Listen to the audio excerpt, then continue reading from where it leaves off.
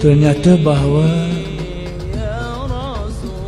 tiga kalam hikmat ini, yang sekarang ini dan dua yang terdahulu, membicarakan perkara yang sama pada level yang berbeza, pada tingkatan yang berbeza.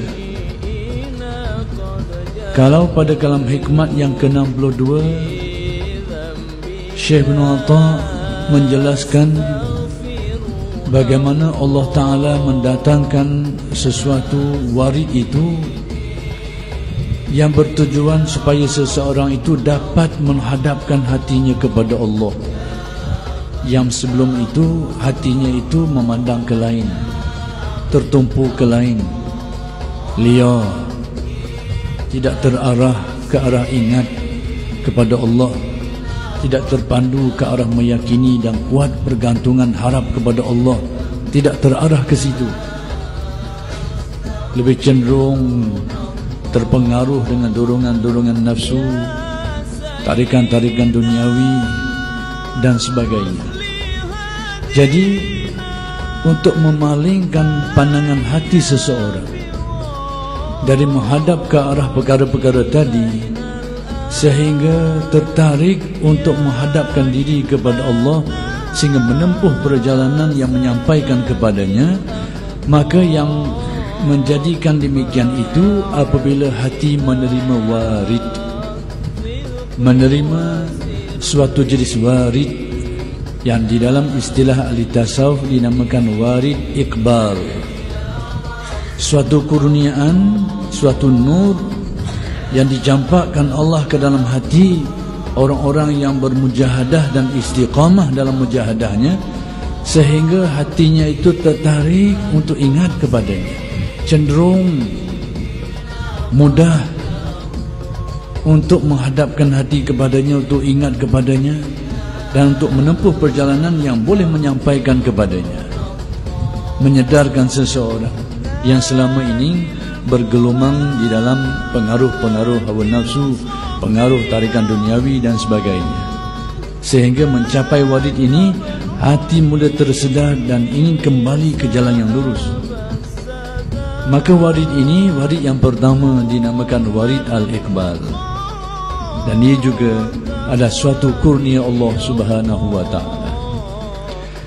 Dan setelah itu Syekh pada kalam hikmat yang ke-63 menyatakan satu jenis warid lagi. Warid ini yang mana dikurniakan Allah kepada seseorang hasil dari ibadah dan mujahadahnya, sehingga dia dapat melepaskan hatinya daripada pengaruh sesuatu yang lain yang mengikat hatinya, dan dapat melepaskan diri daripada pengaruh-pengaruh makhluk yang mencengkam kuat hatinya. Hati manusia dicengkam kuat oleh pengaruh-pengaruh makhluk, kekuasaan makhluk, tarikan makhluk, usaha ikhtiar makhluk, semua itu mempengaruhi hati manusia. Sehingga bila hati terpengaruh dengan kekuasaan makhluk, hati menaruh kebimbangan terhadap sesuatu yang disangkakannya semacam ada kekuasaannya. Kita bimbang kepada power itu, bimbang kepada kekuasaan ini, bimbang kepada itu dan ini. Jadi hati dipengaruhi, terikat, terbelenggu dengan asar, yakni makhluk-makhluk yang diciptakan Allah mengikat hati manusia, mempengaruhinya. Banyak perkara lah yang berkait dengan ini. Yang penting hati manusia dipengaruhi oleh makhluk-makhluk ini. Seperti yang saya contohkan tadi, sebab-sebab rezeki, sebab-sebab kematian, sebab-sebab mendapat kurniaan, kehinaan dan sebagainya. Semua ini mempengaruhi hati manusia. Kalau dalam bab rezeki sebagai contoh,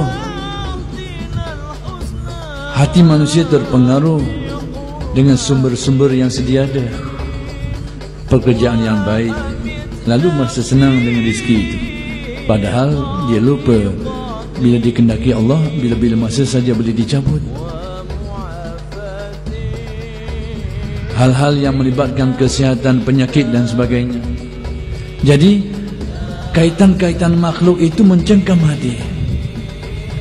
Lalu bagaimana hati ini dapat dilepaskan sehingga terus melihat kepada empunya aslinya, bahawa kehidupan dan kematian hanya di tangan Allah, rezeki itu hanya di tangan Allah, dan segala-galanya di tangan Allah, supaya hati tidak lagi dipengaruhi oleh pengaruh-pengaruh makhluk ini. Hal ini tidak akan berlaku kecuali hati menerima suatu jenis warid. Warid yang kedua ini yang disebutkan, yang dengan nur ini, dengan kurniaan ini, hati manusia dibebaskan Allah daripada pengaruh-pengaruh makhluk, sehingga melihat kekuasaan Allah yang sebenar dengan pandangan mata hati, dengan keyakinan yang penuh. Kekuasaan Allah menjadikan orang ini, kekuasaan Allah lebih diyakini daripada kekuasaan makhluk-makhluk yang lain.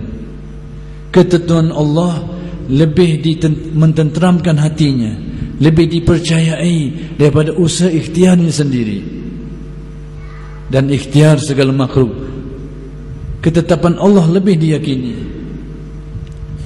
Maka yang menjadikan hati demikian adalah hati yang menerima nur, warid, yang dengannya bebas, bersih, terlepaslah hati itu daripada pengaruh-pengaruh asar makhluk yang mencengkam kita.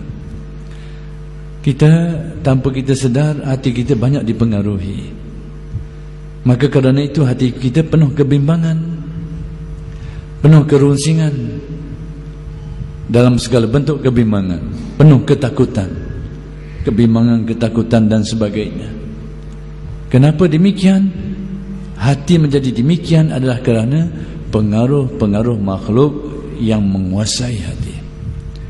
Jadi dengan adanya nur ini, warid ini, yang kedua ini, hati terlepas daripada pengaruh-pengaruh itu, sehingga hati terus melihat kebenaran sifat-sifat Allah Subhanahu wa ta'ala. Adapun kalam hikmat yang ke-64 ini juga berkait dengan warid, juga berkait dengan nur yang dilemparkan ke dalam hati, sehingga manusia melihat segala makhluk, termasuklah dirinya itu, fana semuanya, binasa semuanya. Lalu terlihatlah pada cermin hatinya, pada pandangan hatinya, kewujudan yang hakiki, yang sebenar, yang memiliki segala sifat kesempurnaan dan maha suci dari sebarang kekurangan, hanya satu, zat Allah Subhanahu wa ta'ala. Sehingga dilihatnya segala-galanya itu adalah binasa. Orang ini penglihatan mata hatinya seumpama orang yang melihat suatu benda dan bayangnya.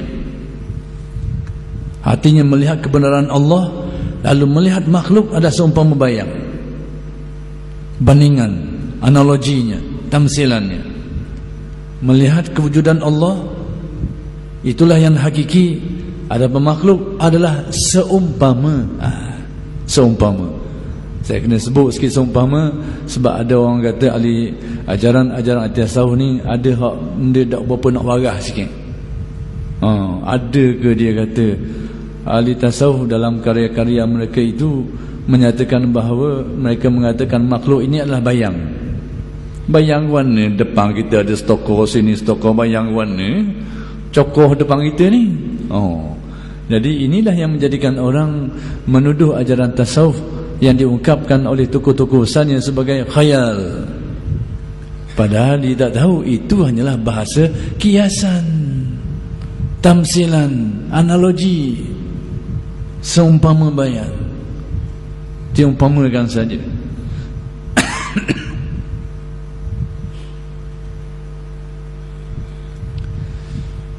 Jadi di sinilah sempurnanya makrifat. Manusia dengan warid yang pertama sedar hatinya, lalu ingin menempuh jalan-jalan yang boleh mendekatkan dirinya kepada Allah. Lalu datang warid selanjutnya, sehingga dia dapat melihat kebenaran perbuatan dan sifat-sifat Allah, melupakan dia daripada pengaruh-pengaruh makhluk, mencabut pengaruh makhluk dari hati, dan terakhir menyedarkan hati tentang kewujudan yang sebenar dan fana segala makhluk ini, iaitu kewujudan zat Allah Subhanahu wa ta'ala.